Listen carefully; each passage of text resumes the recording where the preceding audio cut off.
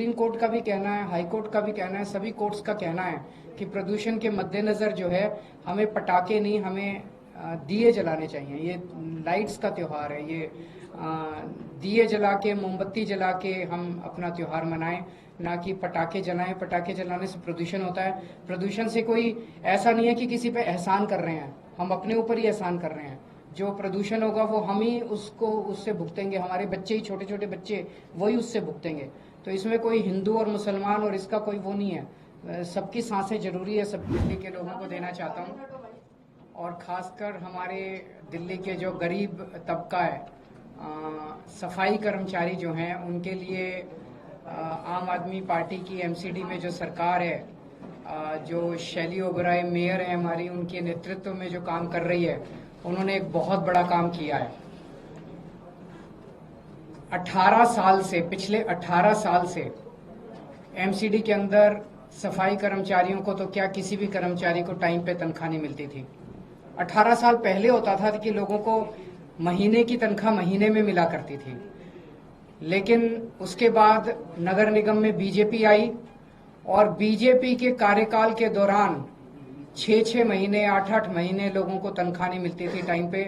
अपनी तनख्वाह तक लेने के लिए लोगों को धरने प्रदर्शन करने पड़ते थे। हम देखते थे कि 70-80% टाइम लोगों का धरने प्रदर्शन करने में जाता था, और धरने प्रदर्शन भी कोई बड़ी मांग के लिए नहीं, अपनी तनख्वाह लेने के लिए कर्मचारी धरने प्रदर्शन किया करते थे। तो इतना ज्यादा भ्रष्टाचार था कि सारा पैसा भ्रष्टाचार के उस पर चढ़ जाता था।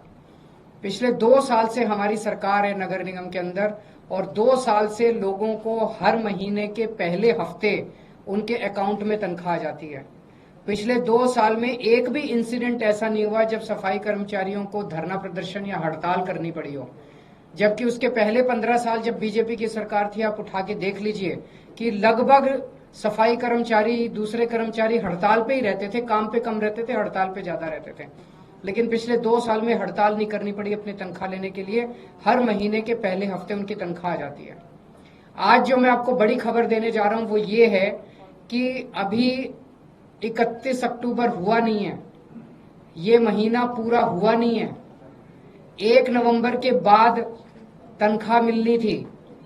पहले हफ्ते में, जैसे मैंने कहा, 7 नवंबर तक उनके अकाउंट में तनख्वाह जानी थी, लेकिन दिवाली को मद्देनजर रखते हुए सभी लगभग 64,000 कच्चे और पक्के सफाई कर्मचारियों के अकाउंट में दिवाली के पहले अगले महीने की नवंबर की तनख्वाह उनके अकाउंट में पहुंच चुकी है। जो तनख्वाह उनके 7 नवंबर तक जानी थी, वो तनख्वाह उनके अकाउंट में ऑलरेडी पहुंच चुकी है, ताकि वो अपने बच्चों के साथ, अपने परिवार के साथ अच्छी दिवाली मना सके।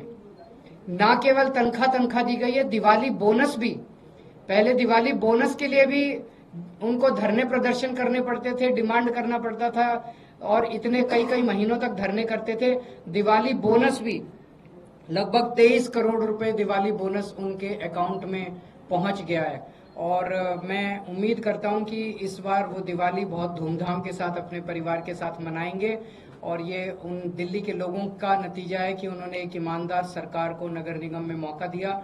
जैसे दिल्ली में पहले मौका दिया था, इतने काम हुए दिल्ली में, ऐसे अब नगर निगम के अंदर भी बहुत काम हो रहे हैं। तो मैं दिल्ली के सभी सफाई कर्मचारियों को खास तौर से ये बधाई देना चाहता हूं कि उनकी दिवाली इस बार बहुत अच्छी मनेगी। पहली बार हुआ ऐसा कि 7 तारीख ये जो दिवाली के पहले तनख्वाह दी गई है, ये पहली बार हुआ है। एमसीडी के इतिहास में पहली बार हुआ है कि दिवाली के पहले उनको तनख्वाह दी गई। ये पहली बार हुआ है कि 31 के पहले तनख्वाह दी गई है। 18 साल पहले ये तो होता था कि महीने की तनख्वाह महीने में मिलती थी, लेकिन ये आज तक कभी नहीं हुआ कि मंथ एंड के पहले तनख्वाह उनके अकाउंट में पहुंच गई है। आयुष्मान योजना मैं नहीं कह रहा, सीएजी का कहना है कि आयुष्मान योजना में बहुत सारे घोटाले हैं।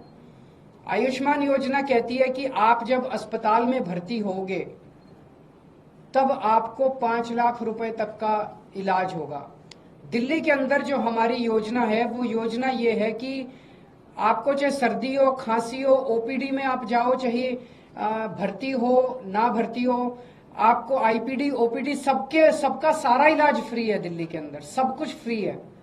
तो आपको 5 रुपए की क्रोसिन चाहिए या आपको 50 लाख रुपए या 1 करोड़ रुपए का इलाज कराना है, सब कुछ फ्री है। हमारा कोई 5 लाख रुपए तक की लिमिट नहीं है।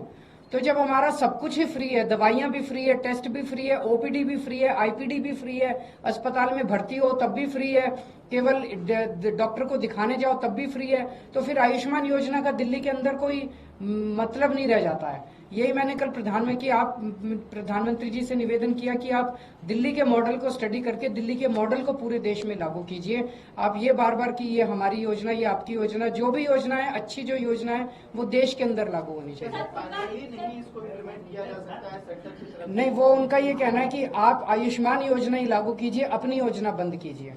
हमने उनसे बात की थी, तो हम अपनी योजना जिसमें अगर किसी का 20 लाख का भी ऑपरेशन होता है वो भी हम फ्री करते हैं। हमारे मोहल्ला क्लिनिक में कोई जाता है उसका सारा फ्री हो, उसको कैसे बंद कर दें हम लोग?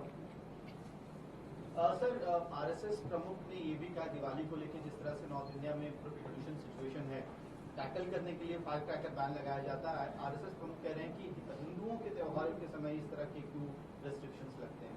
तो ये तो सभी सुप्रीम कोर्ट का भी कहना है, हाई कोर्ट का भी कहना है, सभी कोर्ट्स का कहना है कि प्रदूषण के मद्देनजर जो है हमें पटाखे नहीं, हमें दिए जलाने चाहिए। ये लाइट्स का त्योहार है, ये दिए जला के, मोमबत्ती जला के हम